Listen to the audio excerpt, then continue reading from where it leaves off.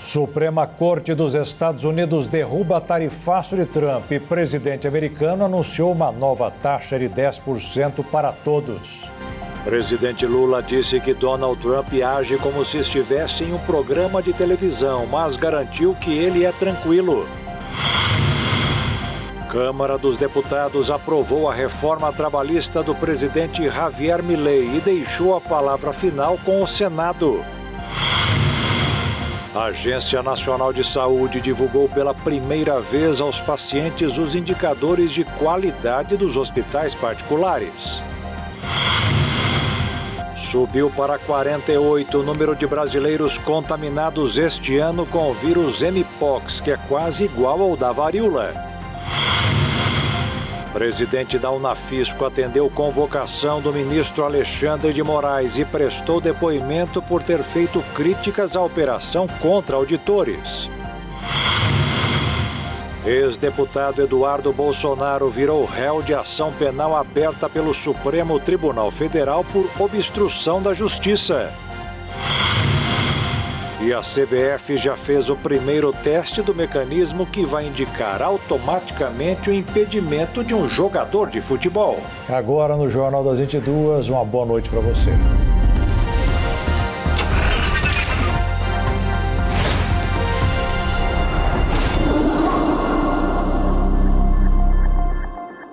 A Suprema Corte dos Estados Unidos decidiu que o presidente Donald Trump extrapolou sua autoridade ao impor um amplo aumento de tarifas recíprocas às importações de diversos países. Mesmo a corte declarando ilegal, o presidente americano anunciou em sua rede social uma nova tarifa global de 10%. A Suprema Corte dos Estados Unidos decidiu por 6-3 que o presidente Donald Trump extrapolou a sua autoridade ao impor tarifas amplas sobre importações de quase todos os parceiros comerciais dos Estados Unidos. O relator da decisão, o presidente da Corte, John Roberts, afirmou que a Constituição exige autorização clara do Congresso para a criação de impostos e tarifas. O julgamento analisou a ação movida por empresas afetadas e por 12 estados americanos que questionaram o uso da lei de poderes econômicos em emergência internacional para impor tarifas de forma unilateral. A maioria entendeu que a lei não autoriza explicitamente a criação de impostos de importação. A decisão derruba as chamadas tarifas recíprocas aplicadas desde abril de 2025, que variavam a partir de 10% sobre produtos de diversos países, incluindo o Brasil. O Brasil só tem 3 países do G20 que os Estados Unidos têm superávit na balança comercial. Só 3. Reino Unido, Austrália e Brasil. O ano passado foi 2,1 bilhões de dólares de superávit. Então o Brasil não é problema. O Brasil, os Estados Unidos não tem déficit conosco, eles têm superávit. E do que nós compramos dos Estados Unidos, dos 10 produtos que eles mais exportam, a tarifa é 0. E a tarifa média é 2,7%. Então, acho que a negociação continua, o diálogo continua e acho que abriu uma avenida ainda maior para a gente poder ter aí um comércio exterior mais pujante, o que significa emprego e renda, né? O comércio exterior é fundamental para o crescimento da economia. No entanto, permanecem em vigor tarifas específicas baseadas na seção 232, justificadas por razões de segurança nacional, como as aplicadas ao aço e ao alumínio. O entendimento da Corte reforça o artigo 1 da Constituição americana, que atribui ao Congresso e não ao presidente o poder de criar e cobrar tributos. Para os ministros da maioria, as delegações genéricas não podem sustentar medidas com impacto econômico de centenas de bilhões de dólares. Apesar do revés, a decisão não impede totalmente novas tarifas. A decisão da Suprema Corte, ela foi muito importante. E muito importante para o Brasil, porque os Estados Unidos é o terceiro maior comprador do nosso país. E é o primeiro maior comprador de manufaturados, de produtos de valor agregado mais alto. Então, com isso, a gente pode aumentar bastante agora a parceria comercial com os Estados Unidos, aumentar as trocas comerciais, a complementariedade econômica. Já estava tendo uma redução. fruto das conversas do presidente Lula com o presidente Trump e da participação da iniciativa privada, o tarifaço 10 mais 40, que estava onerando 37% da exportação brasileira para os Estados Unidos, foi reduzido para 35%, 33%, caiu para 22%. Analistas apontam que o governo pode recorrer a outros instrumentos legais, como a seção 301 da Lei do Comércio de 1974, que exige a investigação formal sobre práticas desleais, ou a seção 122, que permite tarifas temporárias em caso de desequilíbrio externo. Também permanece como alternativa a própria seção 232, usada anteriormente para justificar tarifas por motivos de segurança nacional. No plano político, Trump criticou o julgamento e classificou a decisão como uma vergonha, afirmando que possui um plano B para manter sua estratégia comercial. O presidente Lula concedeu entrevista a um canal indiano e disse que Donald Trump age como se estivesse em um programa de TV, mas que nos encontros privados se mostrou calmo e tranquilo. Lula também criticou a prisão de Nicolás Maduro e defendeu a regulação das redes sociais. Durante a entrevista, o presidente Lula relatou as impressões que teve do chefe da Casa Branca. De acordo com Lula, Trump é um especialista em marketing e mídias digitais e disse que na próxima reunião prevista para março deste ano, o tema será o combate ao narcotráfico. Lula defendeu a regulação das redes sociais. De acordo com ele, é preciso que as plataformas sejam punidas quando divulgarem conteúdos violentos. O presidente pretende tratar ainda do comércio de minerais críticos e de terras raras. Questionado, disse que não se preocupa com a relação entre o presidente dos Estados Unidos, Donald Trump, e o ex-presidente Jair Bolsonaro, e que sua atenção está voltada ao contato entre Trump e o Brasil. Durante a entrevista ao canal indiano, foi abordado também a prisão do ditador Nicolás Maduro. Lula declarou que é inaceitável a interferência de uma nação sobre outra e defendeu que Maduro seja julgado pela justiça da própria Venezuela e não nos Estados Unidos. As penalidades para quais os crimes dos quais Maduro é acusado em território americano variam de 20 anos de prisão a uma prisão perpétua. O presidente ressaltou ainda que as posições brasileiras contrárias ao uso da força, tanto no caso da Venezuela quanto na invasão da Rússia contra a Ucrânia e na guerra em Gaza, são claras. Disse também que o Brasil não quer ter conflitos com os Estados Unidos nem com qualquer outro país. Quando foi perguntado sobre a atuação da Organização das Nações Unidas, afirmou que a entidade está enfraquecida porque os membros permanentes do Conselho de Segurança não dialogam mais entre si. Acrescentou que trabalha para tornar a organização mais representativa. Uma operação da Polícia Civil do Amazonas deflagrou um esquema criminoso ligado à facção Comando Vermelho, trazendo drogas da Colômbia e distribuindo a partir do Amazonas, movimentaram 70 milhões de reais em empresas de fachada. A ação investigou práticas que envolvem corrupção, tráfico de drogas e lavagem de dinheiro. A investigação teve início após uma apreensão de 500 tabletes de drogas. As movimentações financeiras chegaram a 70 milhões de reais a partir da criação de empresas de fachada. O esquema era estruturado pelo Comando Vermelho, que tinha a colaboração de agentes públicos. Eles atuavam de forma organizada para trazer drogas da Colômbia e distribuir a partir do Amazonas. Uma funcionária da Prefeitura de Manaus foi detida. No entanto, o chefe da organização criminosa não foi preso e é considerado foragido. De acordo com dados extraídos de celulares obtidos pelas autoridades, ele declarava ter pessoas em todos os órgãos e esferas, sem sentir medo de ser preso por pagar e ter uma rede de proteção.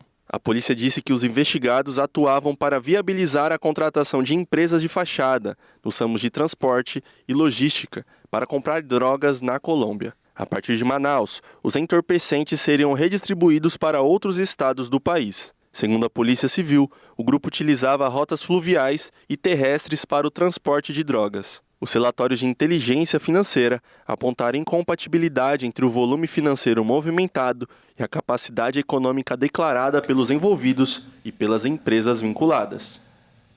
A apreensão de drogas sintéticas no estado de São Paulo aumentou mais de 750%. A justificativa para o crescimento expressivo foi o crescimento das ações de combate ao tráfico. Um levantamento da Secretaria da Segurança Pública de São Paulo revelou que o número de apreensões de drogas sintéticas vem crescendo no estado. O trabalho da Polícia Civil no combate ao tráfico de drogas resultou no crescimento significativo nas apreensões desse tipo de entorpecente. O Departamento Estadual de Repressão ao Narcotráfico, o DENARC, apreendeu mais de 187 quilos das chamadas drogas K, produzidas em laboratórios e com efeitos mais perigosos e viciantes.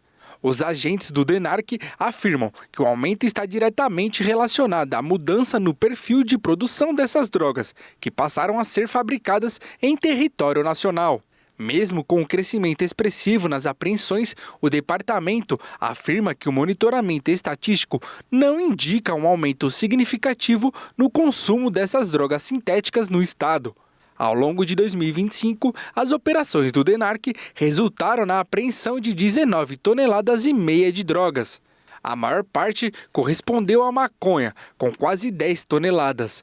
Na sequência, apareceu cocaína com quase 6 toneladas. No panorama do estado, as forças de segurança paulistas apreenderam 206 toneladas de drogas no ano passado, gerando um prejuízo estimado em quase R$1 bilhão ao crime organizado.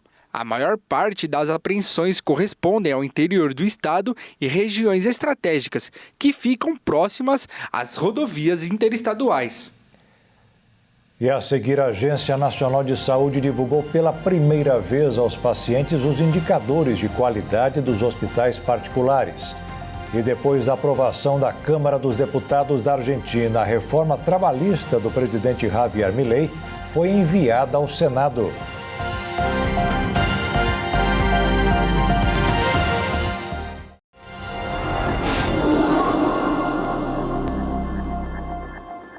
A Agência Nacional de Saúde Suplementar divulgou pela primeira vez os indicadores de qualidade dos hospitais particulares. Os clientes poderão saber, antes de procurar atendimento, o que irão encontrar pela frente. A Agência Nacional de Saúde Suplementar tornou públicos, nesta semana, os primeiros indicadores de qualidade assistencial de hospitais privados que atendem beneficiários dos planos de saúde no país. Os dados referentes ao ano base de 2024 passam a ficar disponíveis para consulta da sociedade por meio do painel de monitoramento da qualidade hospitalar no portal gov.br, marcando uma iniciativa inédita de transparência no setor. Segundo a agência, a divulgação dos resultados inaugura uma nova etapa na política de acompanhamento da rede hospitalar suplementar. A diretoria da ANS destaca que a medida fortalece a cultura de avaliação contínua, estimula boas práticas e amplia o acesso a informações sobre segurança e desempenho das instituições, permitindo que beneficiários e gestores tenham parâmetros mais claros sobre a qualidade do atendimento. O painel permite a visualização individualizada por hospital, com recortes regionais e identificação das unidades que enviaram dados completos ao longo do período analisado.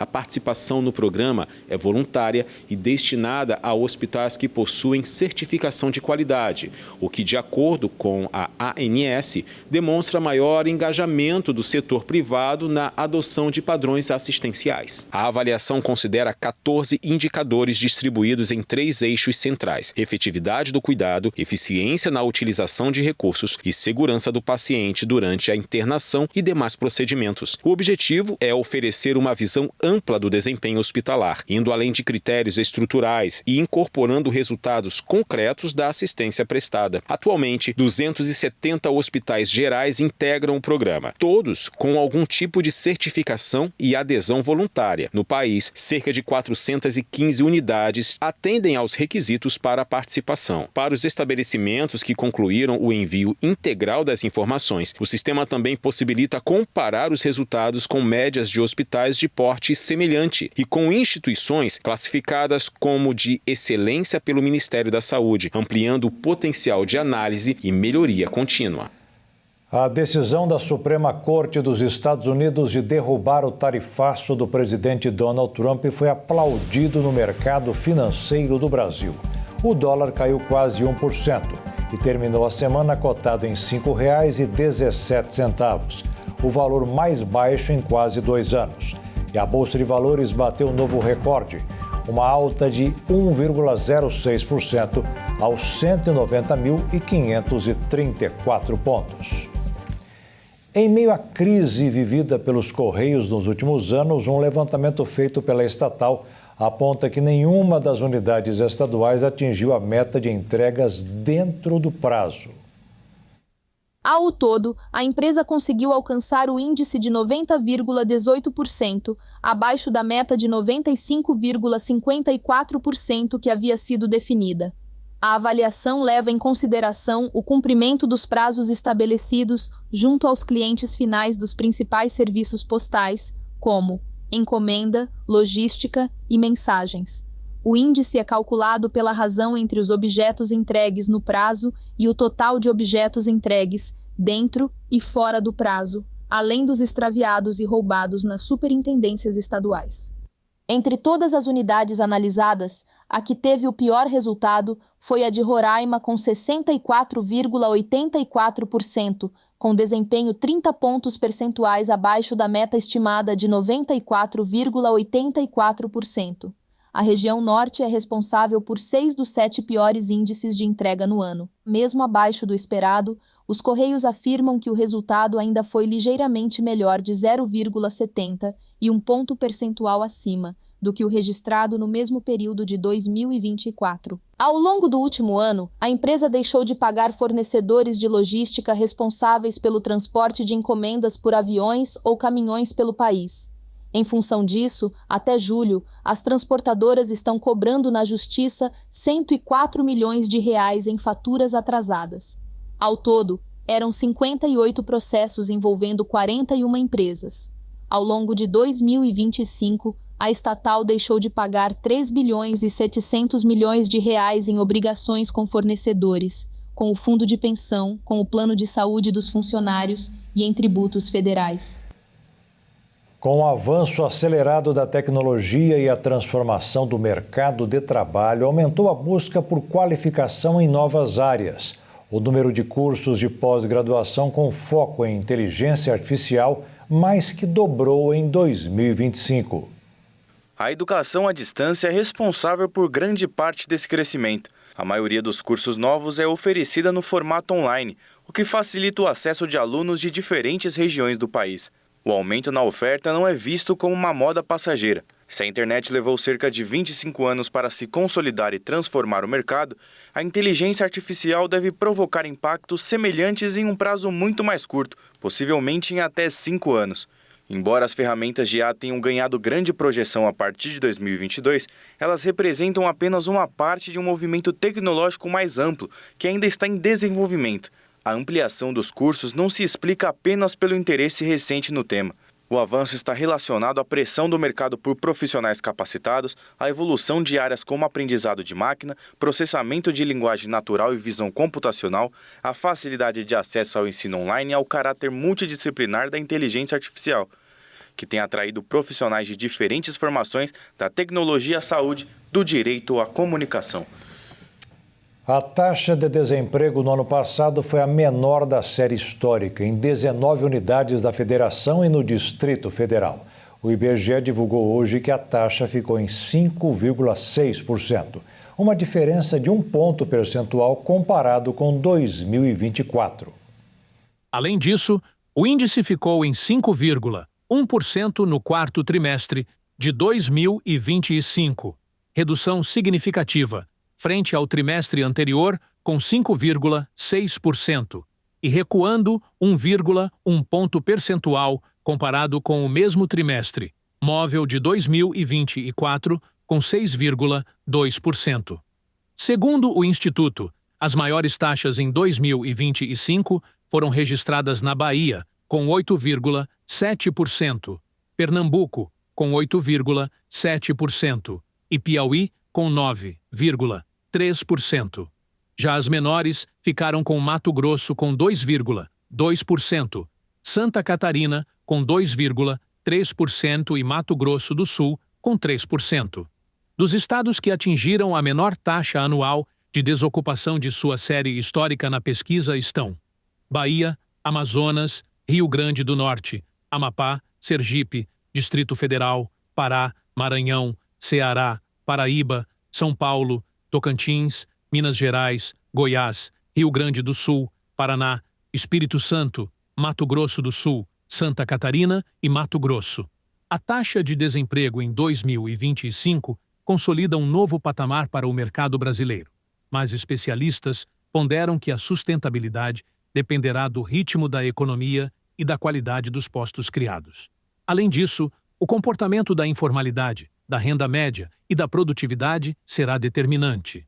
Assim, a taxa de desemprego em 2025, apresentada na PNAD contínua, entra para a série histórica como referência. O debate, portanto, agora se desloca para a solidez e manutenção desse ciclo. A reforma trabalhista proposta pelo governo do presidente Javier Milei foi aprovada pela Câmara dos Deputados da Argentina. A medida agora será levada ao Senado. O governo do presidente argentino Javier Milei venceu uma de suas principais batalhas legislativas deste ano, a aprovação da Câmara da Reforma Trabalhista. Para chegar a isso, primeiro foi preciso passar pelo Senado, onde Milei teve que aceitar mais de 20 mudanças no projeto original. Na votação na Câmara, a proposta foi aprovada por 135 parlamentares e rejeitada por 115. O projeto deverá voltar ao Senado devido à remoção de um artigo que reduz a remuneração paga aos trabalhadores durante licenças médicas. O texto trouxe mudanças significativas para o trabalhador, como a redução das indenizações por demissão, a possibilidade de fracionar as férias e a ampliação da jornada de trabalho. A sessão foi marcada por um clima de tensão, especialmente entre os governistas e os deputados do Bloco União pela Pátria, que atacaram o projeto. Milei, que viajou aos Estados Unidos para participar da primeira reunião do Conselho de Paz convocado pelo presidente dos Estados Unidos, Donald Trump, quer sancionar a reforma até o início de março, quando as sessões ordinárias do Congresso se reiniciam. Enquanto os manifestantes e as forças policiais se enfrentavam na praça dos dois congressos, circulou nas redes sociais um vídeo em que o presidente argentino apareceu cantando ao lado do primeiro-ministro da Hungria, Viktor Orbán. Milei comemorou a aprovação e afirmou que a Argentina será grande novamente, um enredo parecido com o que Donald Trump já fez. De acordo com o governo, a reforma vai contribuir para a redução da informalidade, que ainda afeta mais de 40% do mercado de trabalho. Nos últimos 2 anos, mais de 21 mil empresas fecharam as portas. A sessão foi tensa do início ao fim, mas uma cena incomum viralizou. No momento em que os blocos discutiam como se daria o procedimento de votação do texto, a deputada peronista Florencia Cardinano foi flagrada desconectando os fios do sistema de áudio na mesa dos taquígrafos, que fazem a transcrição das falas na Câmara dos Deputados. Do lado de fora, manifestantes foram reprimidos pelas forças de segurança e uma greve geral parou trens, metrôs, ônibus e cancelou voos. E a seguir, o presidente da Unafisco atendeu convocação do ministro Alexandre de Moraes e prestou depoimento por ter feito críticas à operação contra auditores. E o ex-deputado Eduardo Bolsonaro virou réu de ação penal aberta pelo Supremo Tribunal Federal por obstrução da justiça.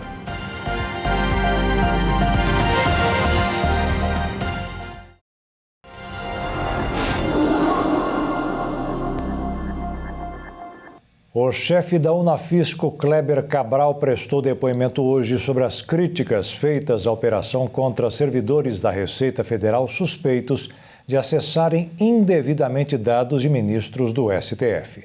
O depoimento do auditor, que durou 1h30, está sob segredo de justiça.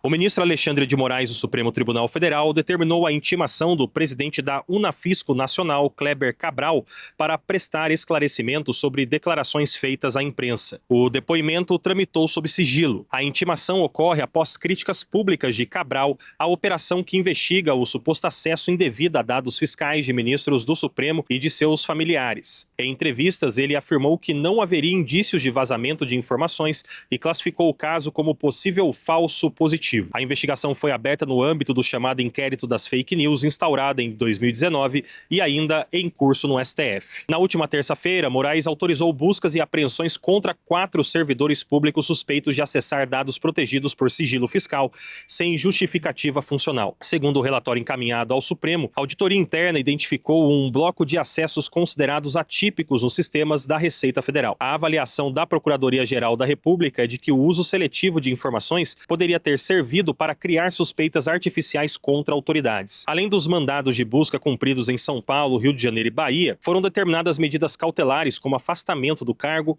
bloqueio de acesso a sistemas, proibição de frequentar repartições e uso de tornozeleira eletrônica. Em nota pública, a Unafisco manifestou preocupação com o que chamou de medidas gravosas e defendeu a observância do devido processo legal, da presunção de inocência e da proporcionalidade. A entidade também relembrou o episódio de 2019, em que auditores foram afastados e posteriormente reintegrados por ausência de provas. Em entrevistas, Cabral afirmou que um dos seus auditores teria realizado consulta inicial, mas sem acesso a dados protegidos, sustentando que os próprios mecanismos de controle interno teriam impedido eventual quebra de sigilo. Até o momento, não há confirmação oficial de que a intimação esteja diretamente vinculada às declarações públicas do dirigente sindical em razão do sigilo do inquérito. O caso reacende o debate sobre os limites das investigações conduzidas no âmbito do STF, a responsabilização por eventual violação de sigilo fiscal e a tensão institucional entre órgãos de controle, associações de classe e a Corte. O novo relator do caso do Banco Master autorizou a Polícia Federal a realizar outras diligências e perícias nos dispositivos recolhidos. André Mendonça atendeu a uma solicitação da Polícia Federal. A ação acolhe um pedido de urgência apontada pelo Instituto Nacional de Criminalística e pela Procuradoria-Geral da República quanto à preservação de conteúdo probatório considerado sensível. Foi autorizada também a realização de diligências ordinárias como oitivas na sede da Polícia Federal, desde que observada a devida compartimentação das informações e os princípios da preservação do sigilo e da funcionalidade. A decisão do ministro mantém compartilhamento de dados restrito à Corregedoria Geral, apenas sobre apurações envolvendo policiais. O ministro autoriza as demais áreas apenas para suporte logístico. Foi mantido um nível de sigilo padrão 3 para autos relacionados à operação, sendo exigida solicitação expressa e fundamentada ao relator para instauração de novos inquéritos. Entre os 100 dispositivos recolhidos, há celulares, laptops e HDs externos, entre outros aparelhos eletrônicos. André Mendonça foi sorteado novo relator do inquérito envolvendo o Banco Master após o ministro Dias Toffoli deixar o caso. Ele assumiu a investigação em meio à crise institucional aberta pela relatoria de Toffoli, que decretou sigilo máximo sobre as provas e confinou as investigações ao Supremo Tribunal Federal. O ministro teve uma reunião com a Polícia Federal para definir os próximos passos da investigação. A saída de Toffoli foi anunciada após uma reunião de emergência convocada pelo presidente da Corte, Edson Fachin, para discutir o novo relatório da Polícia Federal. Os ministros descartaram a possibilidade de declarar a suspensão ou impedimento do ministro e mantiveram todos os seus atos no caso. Dias Toffoli foi pressionado a declarar suspensão e a deixar a relatoria após uma série de controvérsias, mas resistia à pressão. No ano passado, ele viajou ao Peru em um jatinho particular junto com o advogado de um dos diretores do Master. A decisão do ministro André Mendonça tem como objetivo blindar as investigações da Polícia Federal de uma possível influência do diretor-geral da instituição, Andrei Rodrigues.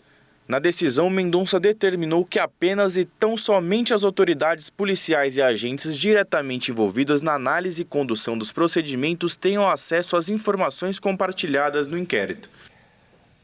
O banqueiro Daniel Vorcaro, do Master, decidiu não comparecer à Comissão Parlamentar Mista de Inquérito do INSS na próxima segunda-feira, quando estava previsto seu depoimento.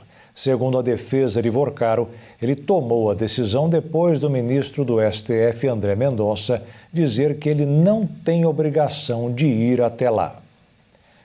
O Supremo Tribunal Federal abriu uma ação penal contra o ex-deputado federal Eduardo Bolsonaro por atuar junto aos Estados Unidos para promover sanções contra o Brasil.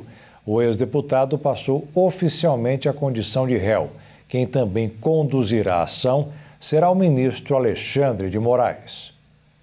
A denúncia aceita pelo Supremo Tribunal Federal inclui o tarifaço nas exportações brasileiras e a suspensão de vistos de ministros do governo federal e da Corte. O ex-deputado Eduardo Bolsonaro buscava pressionar o Supremo e não condenar o seu pai, o ex-presidente Jair Bolsonaro, no processo sobre a tentativa de golpe. Esta denúncia foi apresentada pela Procuradoria-Geral da República e recebida por unanimidade pela primeira turma da Corte em novembro de 2025, no âmbito das investigações sobre a trama golpista. Ao aceitar a acusação, os ministros entenderam haver indícios suficientes para a abertura do processo. Para o Procurador-Geral da República, Paulo Gonet, ficou comprovado que Eduardo se valeu de interlocutores ligados ao governo do presidente dos Estados Unidos, Donald Trump, para constranger a atuação jurisdicional do Supremo. Com a formalização da ação penal, o processo entra agora na fase de instrução com produção de provas e coleta de depoimentos. Com a abertura da ação criminal, o STF pode solicitar a extradição do deputado antes mesmo do julgamento do mérito das acusações. A extradição pode ser requerida não apenas para o cumprimento de pena, mas também para fins de instrução processual. Os trâmites dependeriam, no entanto, da colaboração do governo Trump. Caso seja condenado, Eduardo Bolsonaro pode se tornar inelegível por 8 anos, conforme as regras da Lei da Ficha Limpa. Para o PL, o partido ao qual Eduardo é filiado, o desfecho do caso influencia diretamente o desenho da estratégia eleitoral. O nome do ex-deputado circula tanto como possível candidato ao Senado, quanto como alternativa em disputas majoritárias, a depender da configuração do campo bolsonarista. Se o julgamento ocorrer antes do período de definições partidárias, o impacto tende a ser mais imediato. Caso o processo se estenda, o cenário pode permanecer indefinido até mais próximo da eleição, ampliando o grau de incerteza política. A Procuradoria-Geral da República se manifestou hoje contra um novo pedido de prisão domiciliar para o ex-presidente Jair Bolsonaro.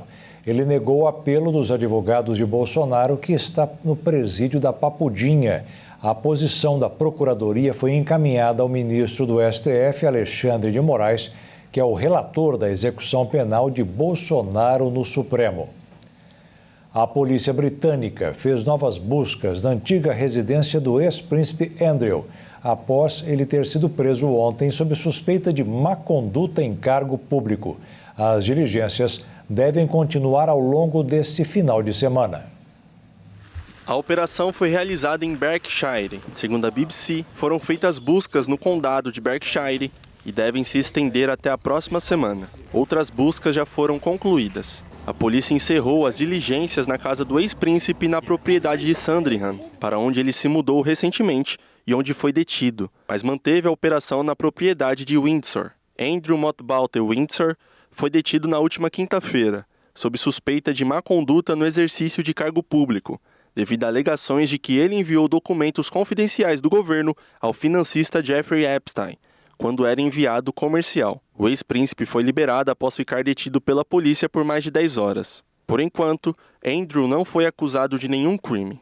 Mountbatten Windsor sempre negou qualquer irregularidade em relação a Epstein, um criminoso sexual condenado que tirou a própria vida em 2019, e diz que se arrepende de sua amizade. Mas a divulgação de milhões de documentos pelo governo dos Estados Unidos mostrou que ele continuou amigo de Jeffrey Epstein muito tempo depois que o financista foi condenado por solicitar prostituição de uma menor em 2008. Esses arquivos sugeriram que Andrew Mountbatten Windsor havia encaminhado a Epstein relatórios do governo britânico sobre oportunidades de investimento no Afeganistão e avaliações do Vietnã, Singapura e outros lugares que ele havia visitado como representante especial do governo para comércio e investimento. A prisão do membro sênior da realeza, 8º na linha de sucessão ao trono, é algo sem precedentes nos tempos modernos. O último membro da família real a ser preso no Reino Unido foi Charles I, decapitado em 1649 após ser considerado culpado de traição. O rei Charles III, que tirou de seu irmão o título de príncipe e o expulsou de sua casa em Windsor no ano passado, disse que recebeu a notícia da prisão com profunda preocupação.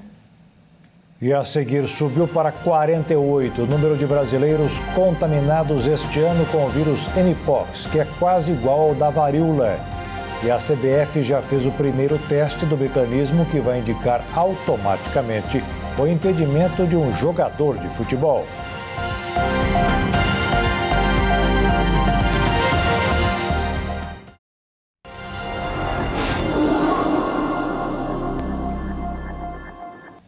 Pesquisadores que monitoram as praias do litoral sul acompanham com atenção o número de animais marinhos encontrados mortos neste verão.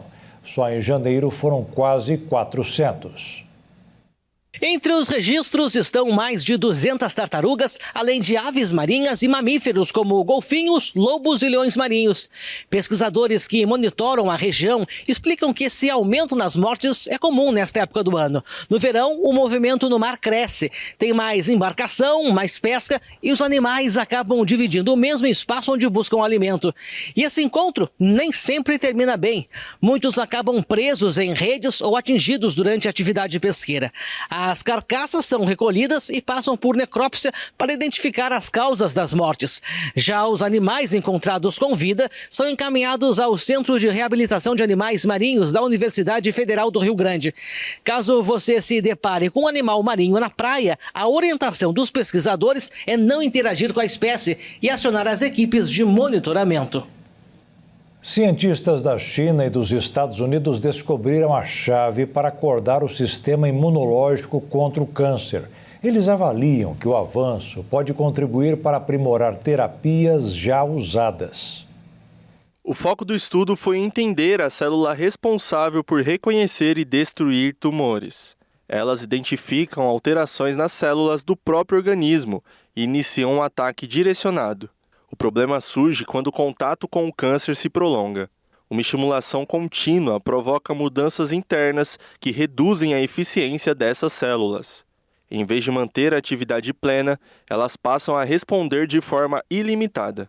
Esse fenômeno foi um dos fatores que comprometeram a durabilidade de tratamentos baseados na ativação do sistema imunológico. A pesquisa foi conduzida por institutos da China e dos Estados Unidos. De acordo com os autores, o estímulo constante vindo do tumor ativou um processo que inibiu a proteína que atua como reguladora das células, mantendo equilíbrio metabólico e capacidade da resposta.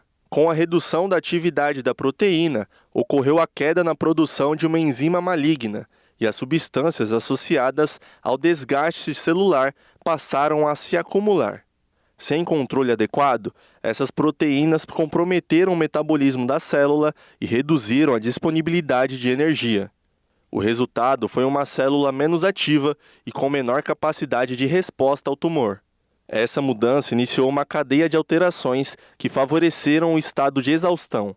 O cientista norte-americano explicou que a investigação permitiu observar uma explicação mais detalhada do processo.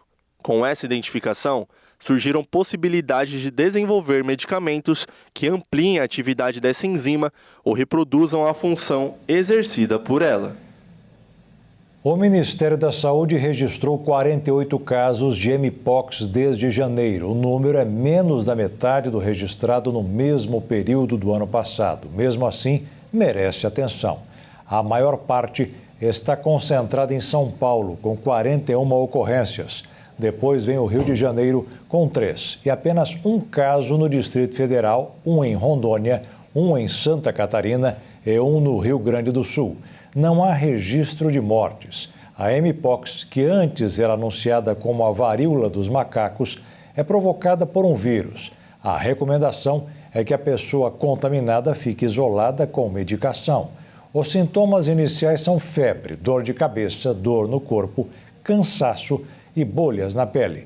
Em repouso, tudo isso passa em no máximo 4 semanas. Já os casos graves podem evoluir com problemas na visão ou no cérebro.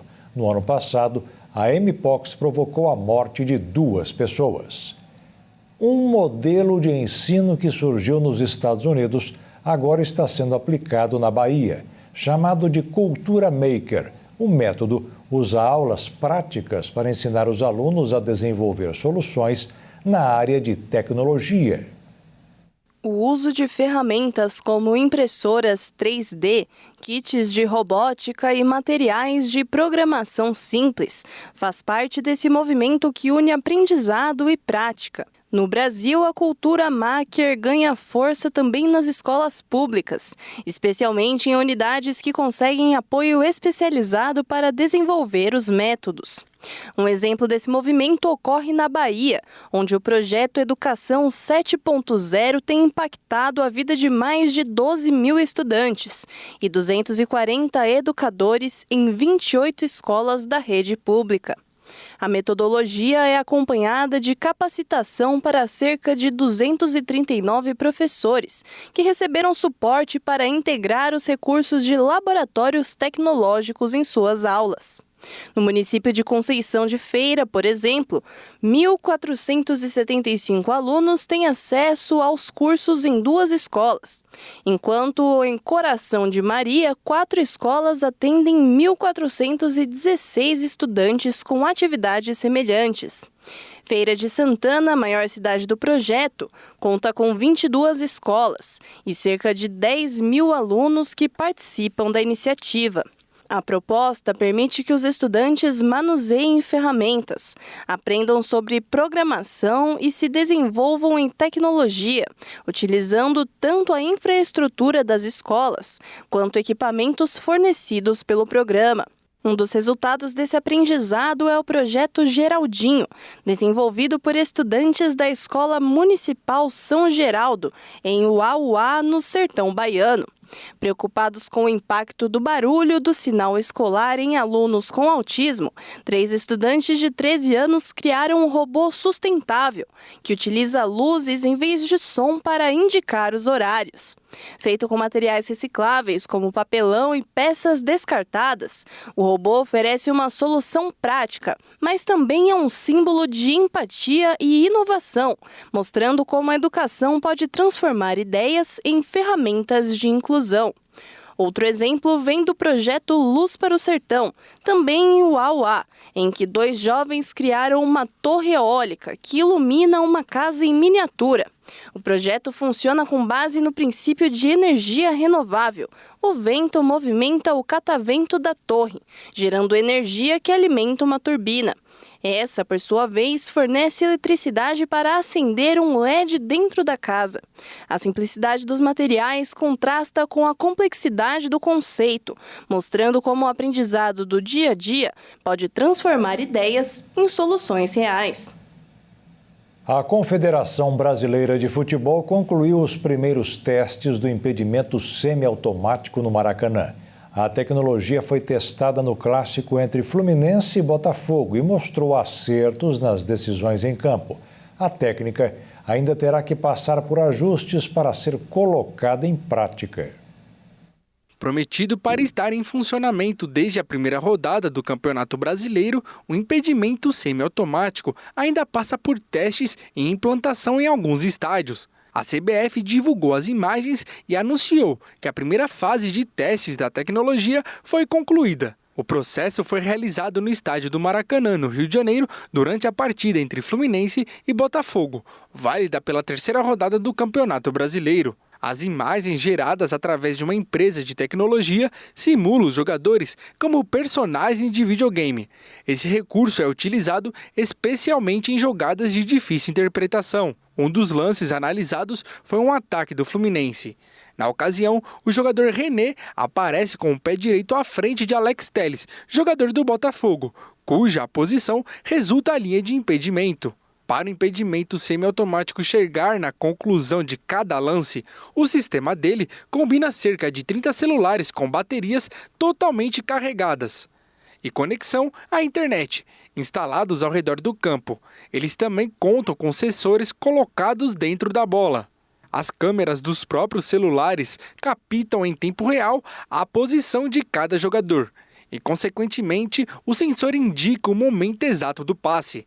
É então que, a partir desses dados, que entra a conclusão do lance. Um software gera uma animação 3D que mostra se o jogador está à frente do penúltimo defensor ou não. Depois de toda essa operação, o árbitro de vídeo que comanda o VAR receberá essa informação e validará a decisão com base nas regras. Outra jogada analisada também foi em um ataque do Fluminense. Um dos jogadores do tricolor carioca aparece em condição legal, com o zagueiro do Botafogo garantindo a posição regular no lance. As decisões confirmadas pela tecnologia deixaram claro que foram acertadas pelo árbitro dentro de campo. Apesar da precisão demonstrada, a CBF deixou claro que neste estágio os árbitros ainda não têm acesso às imagens durante as partidas. Elas seguem restritas ao ambiente de testes e validação técnica. Os turistas internacionais não escondem o apreço que têm por vários lugares, incluindo as praias. E nesta lista, o Brasil não ficou de fora. Quem quiser conferir, pode ir ao Rio de Janeiro. A praia de Ipanema é a única representante do Brasil na lista das melhores praias do mundo em 2026, de acordo com a avaliação de viajantes. O tradicional ponto turístico da zona sul do Rio de Janeiro aparece na 23ª posição do ranking anual, divulgado pelo TripAdvisor, elaborado com base em comentários e notas atribuídas por usuários ao longo dos últimos 12 meses. A seleção reúne 24 destinos internacionais e leva em conta critérios como beleza cênica, transparência da água, infraestrutura disponível e a experiência relatada pelos turistas. Entre as praias brasileiras, apenas Ipanema foi incluída na classificação deste ano. Conhecida pela ampla faixa de areia e pela movimentação constante em diferentes postos, a praia mantém fluxo intenso de moradores e visitantes durante todas as estações. No topo do ranking de 2026 ficou a Isla Paixão, localizada em Cozumel, no Caribe mexicano. O destino, acessado principalmente por embarcações, se destaca pelos recifes de corais preservados, águas cristalinas e areia branca, características que atraem turistas em busca de tranquilidade e contato direto com a natureza.